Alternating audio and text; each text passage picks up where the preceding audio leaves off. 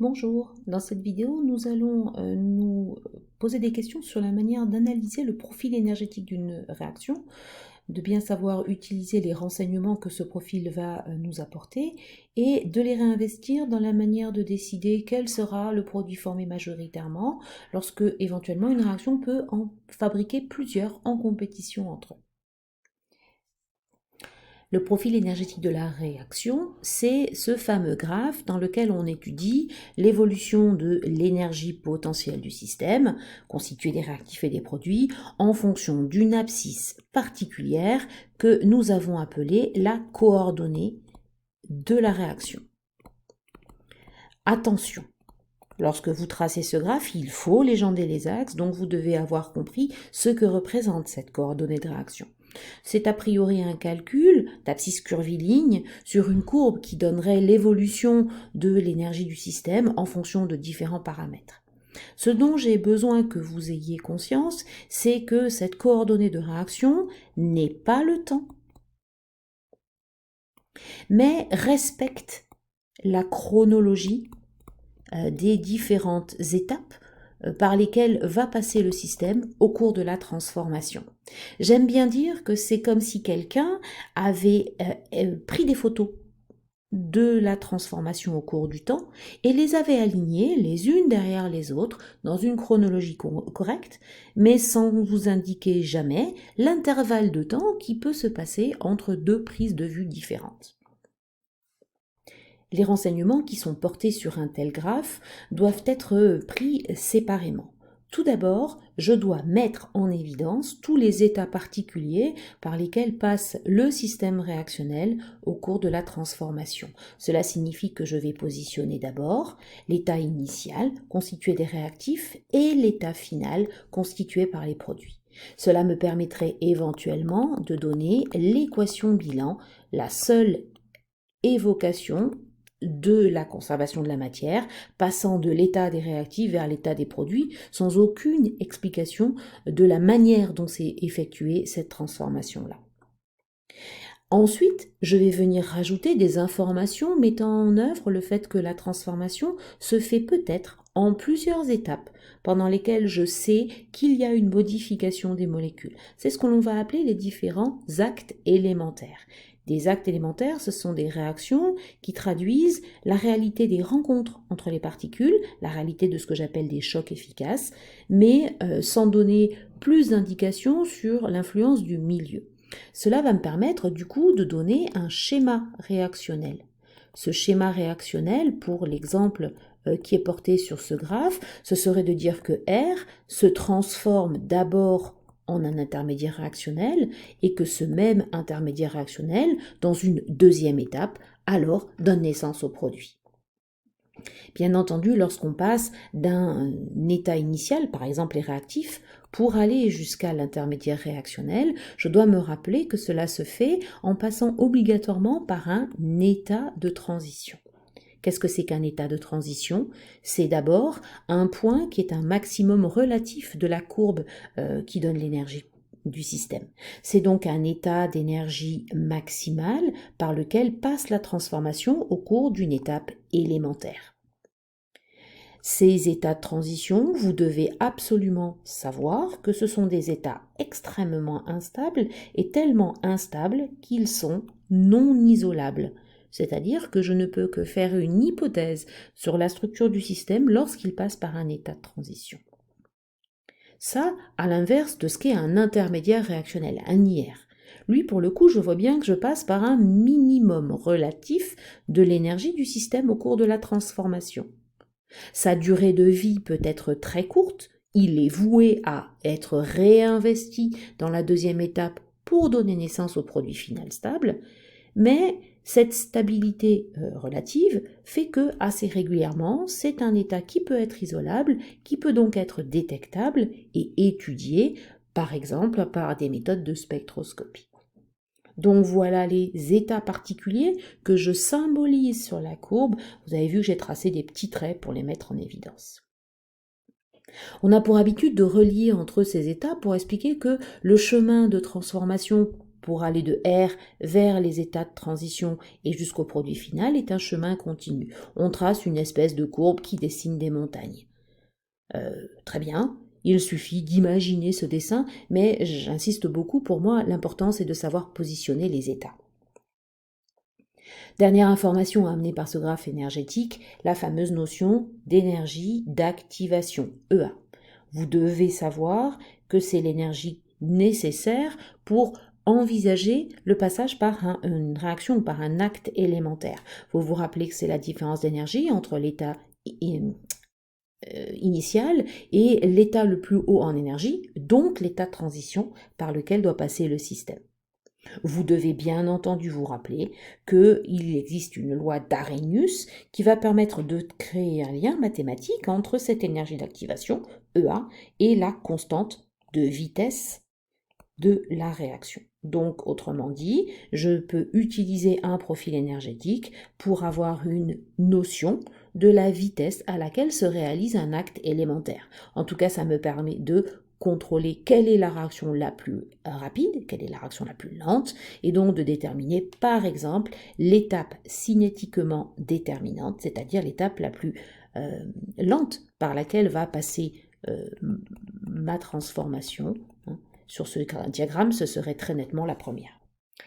Ces transformations-là sont très intéressantes lorsque je suis confrontée à un problème expérimental qui est finalement extrêmement fréquent.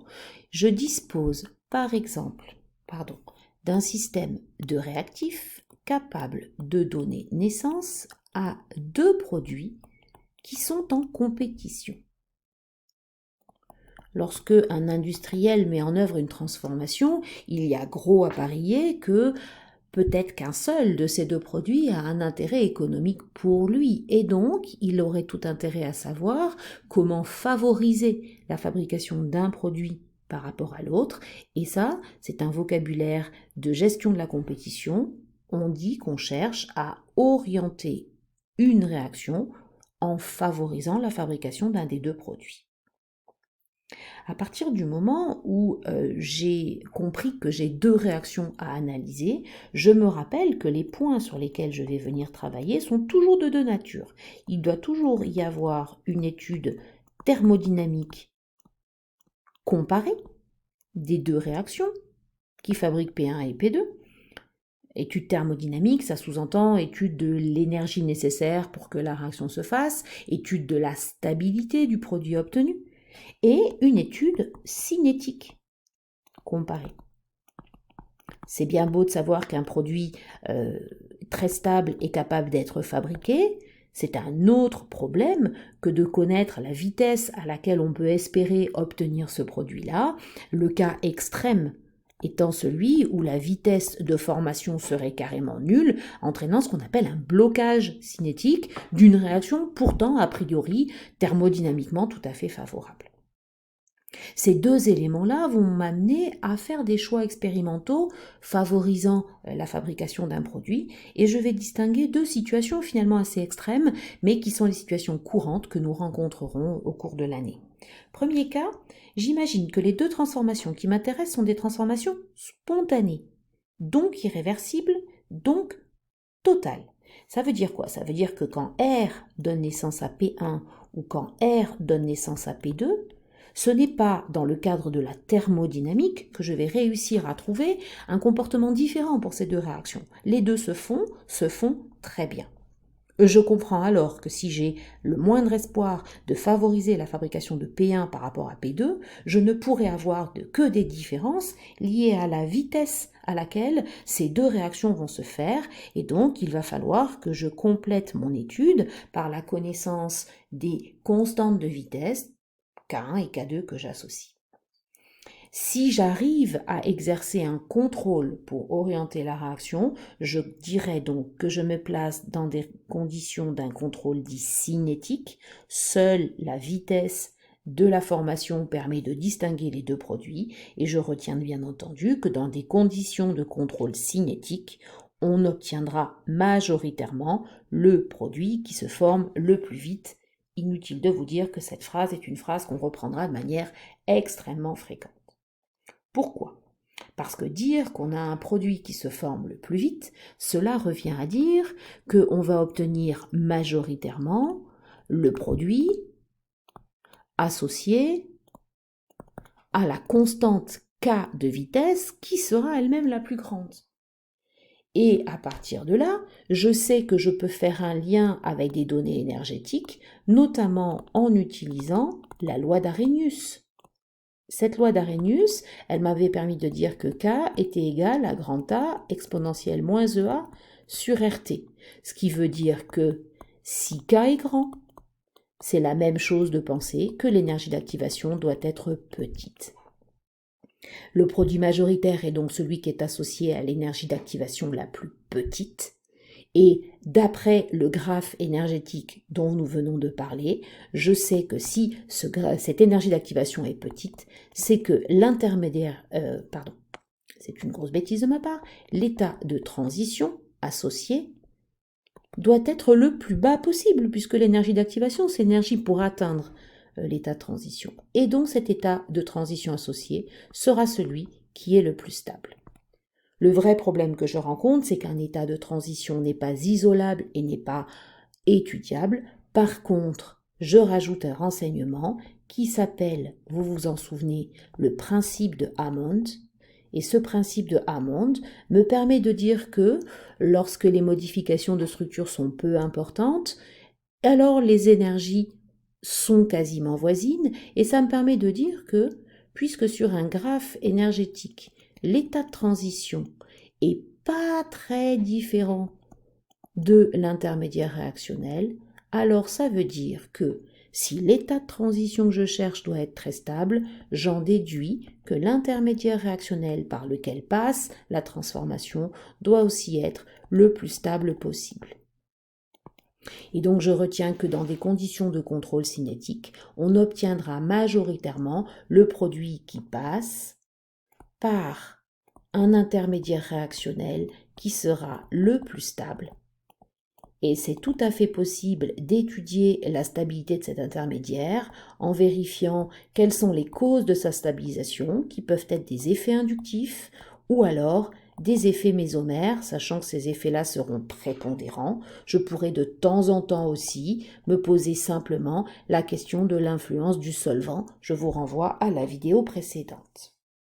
Deuxième situation extrêmement fréquente, au lieu de m'intéresser à deux transformations qui sont des transformations irréversibles, totales et spontanées, je suis au contraire dans le cas de transformations pour lesquelles le passage de R à P1 ou de R à P2 se fait par des réactions équilibrées.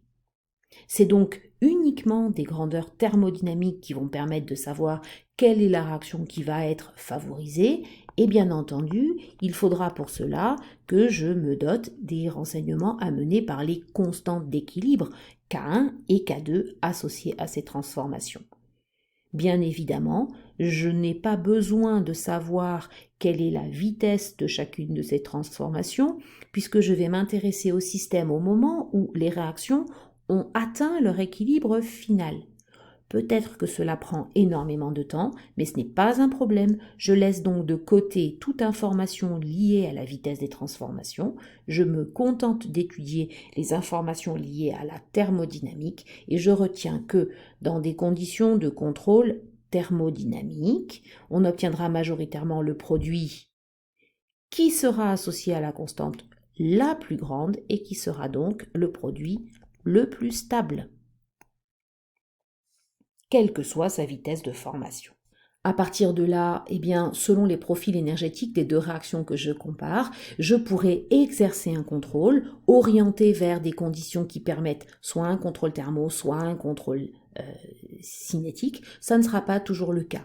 Sur le premier des graphes que je vous propose ici, vous constatez que la molécule C apparaît comme étant la molécule la plus stable, donc qui serait favorisée par un contrôle thermodynamique. Par contre, je constate sur le graphe aussi que la même molécule C passe par l'état de transition le plus stable. Et donc, la plus petite vitesse de formation. Donc elle est elle aussi la molécule favorisée en contrôle cinétique. Donc difficile dans ces cas-là d'obtenir majoritairement la molécule B, à moins de changer les processus ou d'utiliser des catalyseurs. Sur l'autre graphe, ce n'est pas le cas. Vous pourrez vérifier par vous-même que